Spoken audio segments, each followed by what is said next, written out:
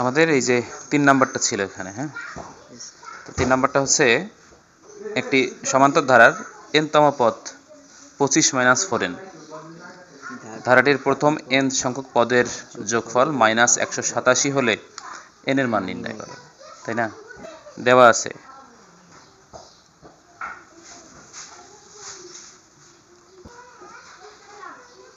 ধারাটির n তম পদ কত? 25 - 4n, এটা দেওয়া আছে না? তাহলে এখান থেকে আমরা প্রথম পদ বের করতে পারি। অর্থাৎ প্রথম পদ তাহলে কি হবে? প্রথম পদকে আমরা কিন্তু এ দ্বারা প্রকাশ করি। তাহলে প্রথম পদ মানে 1 নম্বর পদ। তাহলে 25 - 4 ইন্টু প্রথম পদের কারণে n এর মান 1।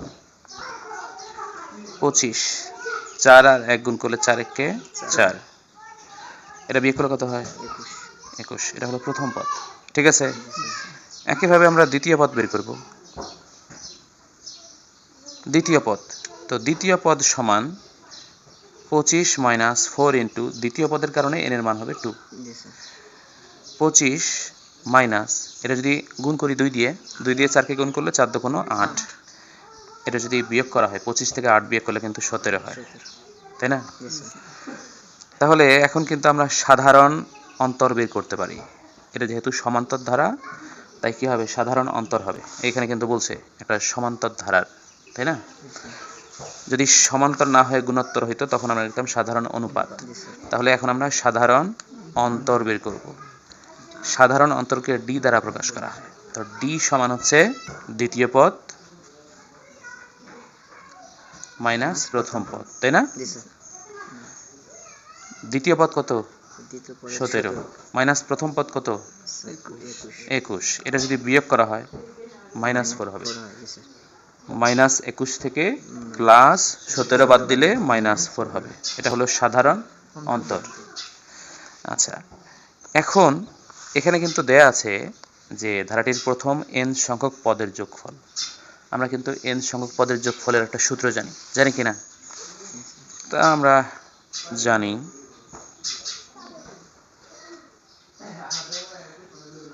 n সংখ্যক পদের যোগফল, সূত্র কি? n/2 into 2a plus n-1 into d, এটা না? এখন এখানে একটু মান বসাই দেই। n এর মান আমরা জানি না। 2 ইন্টু a এর মান কত? দেখো তো, প্রথম পদ ছিল a, তাই না? কত? 21 প্লাস n-1 ইন্টু d এর মান কত? d এর মান -4, এই যে -4, এই জন্য এখানে আবার ব্র্যাকেট দিলাম, হ্যাঁ, দিয়ে সেকেন্ড ব্র্যাকেট ক্লোজ করব, ঠিক আছে? এবার n/2 এটা গুণ করো, 21 দুগুণ কিন্তু 42 হয়, তাই না? এবার এই -4 এটা দ্বারা যদি n কে গুণ করি তাহলে এটা মাইনাস, এর সামনে প্লাস, মাইনাসে প্লাসে -4 দ্বারা n রে গুণ করলে 4n। এবার এই 4 দ্বারা -1 কে গুণ করো, তাহলে এখানেও মাইনাস এখানেও মাইনাস, মাইনাসে মাইনাসে প্লাস, 4 আর 1 এটা গুণ করলে 4 হবে, তাই না? তাহলে n/2 এই যে 42 এবং 4 এটা যদি যোগ করি তাহলে কত হয়? 46 হয়, তাই না? 46 - 4n, এটা থাকে তো? এটা কি n সংখ্যক পদের যোগফল হলো না? আমরা এটা বের করলাম, আর এখানে দেওয়া আছে n সংখ্যক পদের যোগফল -187। তাহলে প্রশ্ন মতে এটা সমান -187। এটা একটু উল্টাই লিখি। তাহলে প্রশ্ন মতে আমাদের কত বের হয়েছে? n/2 ইন্টু 46 - 4n, এটা বের হয়েছিল না? এটা সমান হলো এই যে এদের 187 -187, ঠিক আছে? বা n/2 ইন্টু, দেখো তো 4 কি জোড় সংখ্যা না? 46 তো জোড় সংখ্যা, তাহলে এখানে তো অন্তত 2 কমন নেওয়া যায়। 2 কমন নেই, কমন নেওয়ার অর্থ হলো ভাগ করা। তাহলে 2 দ্বারা 46 কে যদি আমরা ভাগ করি তাহলে 23 হয়, মাইনাস 2 দিয়ে 4 রে ভাগ করলে 2 হয় না, তার সাথে একটা n ইকুয়াল -187। এই উপরের 2 নিচের 2 কাটা যায় না, তাহলে এখানে কত থাকে? এন থাকে 23 থাকে, গুণ করে দাও। এন আর 23 গুণ করলে 23n মানে 23n মাইনাস এখানে তো 2n আছে, তার সাথে আরেকটা n গুণ করো, 2n স্কয়ার ইকুয়াল মাইনাস 187। এবার আমরা সমান চিহ্নের বাম দিকে সবগুলোরে নিয়ে আসবো। তো 23n এখানে আছে, মাইনাস 2n স্কয়ার আছে, এটাকে যদি ওই পাশে নিয়ে আসি মাইনাস ছিল প্লাস হবে, তাই না? ইকুয়াল ওই পাশে আর কিছুই থাকে না, 0। মাইনাস আমরা কমন নেব, যদি কমন নেই তাহলে 2n স্কয়ার হচ্ছে, মানে এই মাইনাসটা প্লাস হয়ে গেল, আর এটার সামনে কিন্তু প্লাস ছিল, এই মাইনাসে প্লাসে মাইনাস হবে, এখানে হবে 23n। এবার মাইনাসে প্লাসে মাইনাস 187 ইকুয়াল 0, ঠিক আছে? এবার ওই মাইনাসটা এই পাশে 0-এর সাথে ভ্যানিশ হয়ে যাবে, অথবা আমরা যদি -1 দ্বারা দুই পাশে গুণ করি, এখানে মাইনাসে মাইনাসে প্লাস হবে, 1 দ্বারা এটাকে গুণ করলে এটাই হবে, তাই না? তাহলে এখানে থাকবে হলো 2n square minus 23n minus 187 equal 0। এবার আমরা মিল টার্ম করব। তো দেখো এখানে 187 আর 2 গুণ করব। 187 আর 2 গুণ করলে কত হয় দেখি, গুণ করি। 187 আর 2 গুণ করব, তো গুণ করলে 7 দুগুণ 14, 4 হাতে কত 1, 8 দুগুণ 16 আর 1 17 হাতে 1, 374। এবার এই 374 কে ভাঙায়া দুইটা সংখ্যা বানাবো, এই সংখ্যা দুইটা যোগ বিয়োগ করলে যেন আমাদের 23 হয়, 23, ঠিক আছে? তাহলে আমরা এই 374 এটাকে ভাঙাবো, তো এইভাবে ভাঙাবো।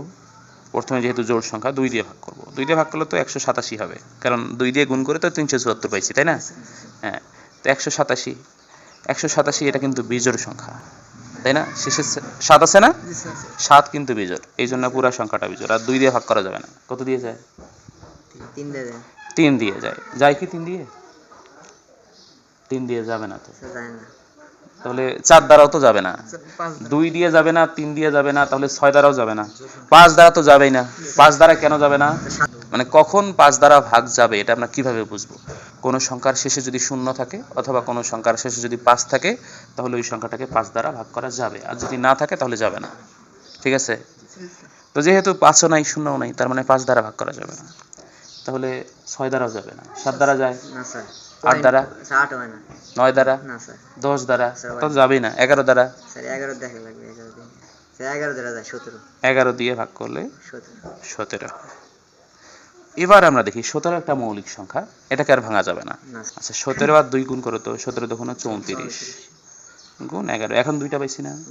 এই 34 থেকে 11 বাদ দিলে 23 হয় কিনা দেখো তো। এটা যদি বিয়োগ করি, আমরা যদি বিয়োগ করে দেই, তাহলে এটা 3, এটা হচ্ছে 2, 23 হয়। আমাদের 23 আছে না?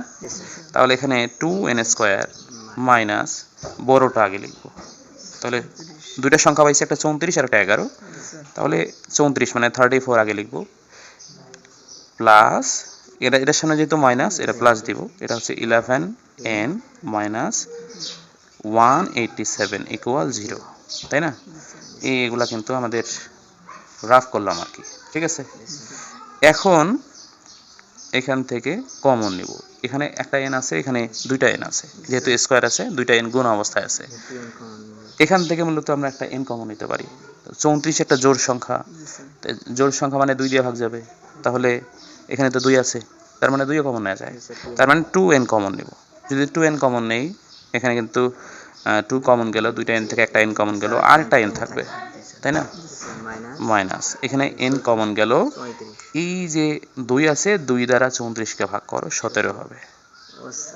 কি হবে? 17 প্লাস এখানে কিন্তু n আছে, এখানে n নাই, n কমন নেওয়া যায় না, এখানে 11 আছে, 11 দিয়ে তো 187 কে ভাগ করা যায়, তাই না?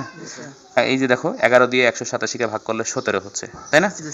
তাহলে এখানে আমরা 11 কমন নিব, 11 কমন নিলে এখানে n থাকে, আর 11 দ্বারা 187 কে ভাগ করলে 17 থাকে, ইকুয়াল 0, ঠিক আছে? এখন এই দুটো দেখো দেখতে একই রকম হয়েছে না? এই দুইটা থেকে একটা আমরা কমন নিলাম, নিলে আর থাকতেছে হলো 2n প্লাস এখানে থাকে হলো 11 ইকুয়াল 0। তো এরকম আকার যদি আসে হয় n মাইনাস 17 ইকুয়াল 0, অথবা 2n প্লাস 11 ইকুয়াল 0, ঠিক আছে? বা n ইকুয়াল এই 17কে যদি ওইদিকে নিয়ে যাই মাইনাস ছিল প্লাস হবে, আর এইদিকে 2n 11কে যদি এদিকে নিয়ে যাই প্লাস ছিল মাইনাস হবে, আর এখানে দেখো এই 2টা গুণ অবস্থায় আছে, যদি আমরা এদিকে নিয়ে যাই তাহলে কি হবে? ভাগ হবে। n কি ছিল? পদ সংখ্যা। n পদ সংখ্যা। পদ সংখ্যা কখনো ভগ্নাংশ হয় না। কি হয় না? ভগ্নাংশ হয় না, আবার মাইনাসও হয় না, মানে ঋণাত্মকও হয় না।